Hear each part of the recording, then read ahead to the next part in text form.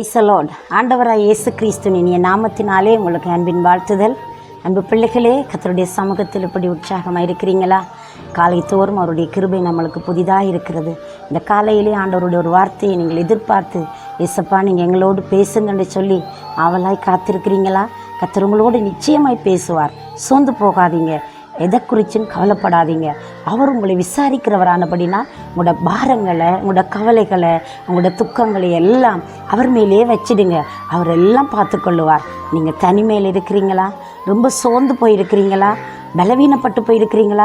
உங்களோட சரீரம் எல்லாம் ஒரு செயலிழந்தது போல், ஐயோ எல்லா வைத்தியர்களை நாடியும் எனக்கு ஒன்றுமே சுகம் இல்லை, நான் என்ன பண்ணட்டும்னு சொல்லி ரொம்ப மனம் அதைரியத்தோடு இருக்கிறீங்களா? பயப்படாதீங்க. உங்களுக்காக தேவனோட ஒரு வசனம் வருது, கேட்போம் அந்த வசனத்தை. எரேமியாவின் புஸ்தகம் 30வது அதிகாரம் 17வது வசனம் இப்படி சொல்லுகிறது: நான் உனக்கு ஆரோக்கியம் வரப்பண்ணி உன் காயங்களை ஆற்றுவேன் என்று கர்த்தர் சொல்லுகிறார் என்று சொல்லப்படுகிறது. அன்பு பிள்ளைகளே, கர்த்தர் சொல்லுகிறது எப்படி இருக்குன்னு தெரியுமா? இங்கே அவர் சொல்லுகிறது மெதுவாய் நம்முடைய இருதயத்தை தட்டி தடவி நம்முடைய காயங்களை ஆற்றுகிறது போல இருக்கும். நாம் சோர்ந்து போன நேரத்தில், நாம் விடாய்த்து போயிருக்கிற நேரத்தில் தேவன் ஒரு மகிமையான செய்தியை அனுப்புகிறார். எவ்வளவு இன்பமாக இருக்குது பாருங்களேன். வேதம் சொல்கிறது, தூரத்தில் இருந்து வரும் செய்தி அங்கே விடாய்த்து சோர்ந்து போயிருக்கிற ஆத்மாவை அது திருப்திப்படத்தக்கதாய், ஆறுதல் படத்தக்கதாய், அப்படியான ஒரு மகிமையான செய்தியைத்தான் இந்த காலையில் ஆண்டவர் உங்களுக்கு கொடுக்கிறார். உங்களுடைய காயங்களை ஆற்றி நான் உங்களுக்கு ஆரோக்கியம் வரப்பண்ணுவேன் என்று ஆண்டவர் சொல்லுகிறார். நீங்கள் எந்த ரீதியில் காயப்பட்டிருக்கிறீங்க? சில நேரத்தில் சரீரத்தில் ஒரு வகையான காயங்கள், அங்கே வியாதியின் கொடுகுரங்கள் உங்களை இன்றைக்கு படுத்தி கொண்டு இருக்கலாம். நீங்கள் வேதனை படுக்கையில் இருந்து கொண்டு ஐயோ நான் என்ன செய்யட்டும் என்று நீங்கள் யோசிக்கலாம்.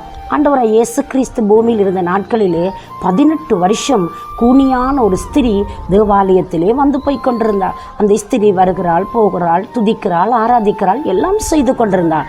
ஒரு நாள் தேவன் அந்த இடத்திற்கு போனார். இந்த தேவாலயத்திற்கு போகிற பொழுது அந்த ஸ்திரியை கண்டார். அவளுடைய பலவீனத்தை கண்டார். அவள் கூனியாய் இருந்து வேதனைப்படுவதை தெய்வம் கண்டார். ஆண்டவர் என்ன சொன்னார் தெரியுமா? இயேசுவின் நாமத்தில் இந்த வியாதிக்கு பின்னணியாக இருக்கிற தாக்கம், பின்னணியாக இருக்கிற வல்லமை அழிக்கப்படுவதாக, வெளியேறுவதாக என்று சொல்லி அந்த மகளை விடுவித்தார். பிரியமானவர்களே, அவள் நிமிந்து துதித்து தேவனை மகிமைப்படுத்தினாள் என்று சொல்லி நாங்கள் பார்க்கிறோம். இன்றைக்கும் உன்னை கூண வைத்து கொண்டு இருக்கிறது போல பல வியாதி உன்னை தாக்கி கொண்டிருக்கலாம். அந்த தாய்க்கு அன்றைக்கு கூணல் என்பது அவளுடைய வியாதி. இன்றைக்கு நீ பலதரப்பட்ட வியாதி, ஏன் சுகப்படுத்தவே முடியாதென்று டாக்டர்கள் சொன்ன வியாதியின் காரியத்தினால் நீ பயந்து போயிருக்கிறீங்களா? நடுங்கி போயிருக்கிறீங்களா? இன்றைக்கு உலகத்தில் எல்லாருமே கொடிய சில வியாதிகளை தீர்மானம் பண்ணி வைத்திருக்கிறார்கள். இது வைத்தியர் சொன்னார், இப்படியே நிகழ்ந்துவிடும், நான் செத்து போய்விடுவேன், என்னுடைய கதை முடிந்து போய்விடும், இனி எந்த இதிலிருந்து நான் மீண்டு வர முடியாது, எந்த மீட்சியும் இல்லை என்று சொல்லி மனதிலே தீர்மானம் கொள்கிற அநேகர் இருக்கிறார்கள். அந்த இடத்துல தேவன் உங்களை பார்த்து சொல்லுகிறார், அன்பு பிள்ளைகளே, ஆண்டவருடைய வசனம் உங்களை ஆறுதல் படுத்துகிறது. நான் உனக்கு ஆரோக்கியம் வரப்பண்ணி உன் காயங்களை நான் ஆற்றுவேன். நீ சரீரத்தில் ஒருவேளை வியாதினால் காயப்பட்டு கொண்டிருக்கலாம். இல்லை என்று சொன்னால் நீ ஆத்மாவில் ரொம்ப நொந்து போயிருக்கலாம். உன் வாழ்க்கையில் நீ சந்தித்த வேதனைகள், நீ சந்தித்த அவமானம், நீ சந்தித்த நீங்கள் பார்த்த காரியம் உன்னை மிகவும் பயப்படுத்தி, உன்னை வேதனைக்குள்ளாக காயப்படுத்தி கொண்டு இந்த நேரம் வரையும் இருக்கலாம்.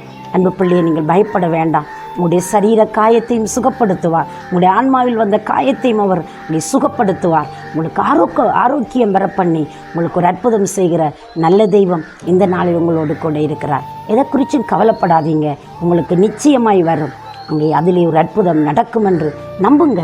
அதன் மேலே ஒரு விசுவாசம் கொள்ளுங்க. தேவன் உங்களுக்கு சுகப்பட தருவார். இந்த உலகத்தை நாம் எதிர்பார்க்குற அநேக விடயங்கள் நம்மை விட்டு இல்லாமல் போகலாம். ஒன்றை மட்டும் நான் சொல்லுகிறேன், உங்களை விட்டு பிரியாத, உங்களை விடுபடாத நல்ல பங்காகிய கிறிஸ்துவை உங்களுக்கு சொந்தமாய் நீங்கள் ஏற்றுக்கொள்ளுங்கள், பற்றி பிடித்து கொள்ளுங்கள். அவர் உங்களுக்கு அற்புதம் செய்யட்டும், அவர் உங்களை பிரகாசிப்பிக்கட்டும். அவர் உங்களோட வாழ்க்கையில் எப்போவுமே போதுமானவராக இருப்பார். நீங்கள் அவரை பிடிச்சிக்கொள்ளுங்க. அன்பு பிள்ளைகளே, உங்களுக்கு நிச்சயமாய் ஆரோக்கியம் வரும். மனதில் வரும், ஆவியில் வரும், ஆத்மாவில் வரும், சரீரத்தில் வரும். நீங்கள் சுகத்தை நிச்சயமாய் பெற்றுக்கொள்வீங்க.